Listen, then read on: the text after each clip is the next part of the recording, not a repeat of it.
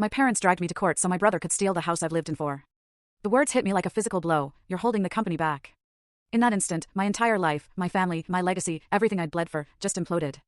I couldn't stop the inevitable collapse that followed. The harsh fluorescent lights of Michael and Brenda's office hummed above us, casting long, sterile shadows.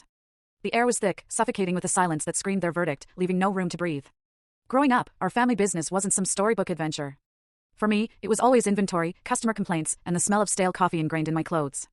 My name is Ryan, and I poured myself into my parents' printing company, not because I had to, but because I truly believed we were building something special, something that would one day be ours. God, I was so naive.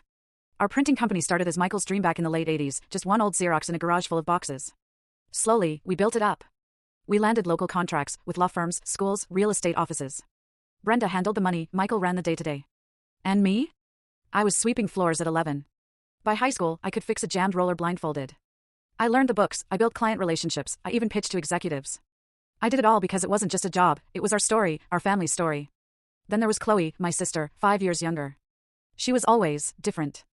I was quiet, she was loud. I worked behind the scenes, she always wanted the spotlight. She was the one who got praised just for showing up, while I constantly had to earn my place, prove myself. I'm not saying that with bitterness, not for most of my life anyway. I just thought that was how families worked. Some people shine, others just quietly keep the lights on. I never needed applause. I just wanted respect. After college, I came back. Full-time. It wasn't glamorous, but I loved the rhythm of it, the early mornings, the familiar faces, that specific smell of fresh ink. The way Michael would just nod at me across the warehouse, a silent acknowledgement after we'd landed a big client. We were growing, really growing. I led our digital printing expansion, implemented a whole new CRM, and those long-term client relationships I built? They brought in over $500,000 in recurring contracts. Chloe, though? She bounced between degrees, communications, marketing, then a stint in psychology, always chasing the next shiny thing.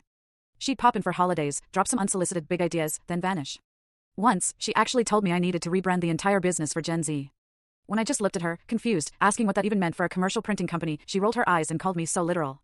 Still, I tried not to let it bother me. She was my sister. We were different, but family, right? Then, 2 years ago, she moved back. Just like that. No warning, no family discussion. She just showed up at the shop one day, wearing heels that clicked too loud across the concrete floor, carrying a fancy laptop she never actually opened. She told Michael and Brenda she wanted to help grow the brand, that she had big ideas. And they? They just beamed at her like she was some kind of prophet. Honestly, I didn't think much of it. Let her try, I figured. She'd get bored, move on, like always. Except, she didn't. She started showing up to meetings she wasn't invited to. She began openly criticizing our long-standing, profitable clients for not matching our brand aesthetic.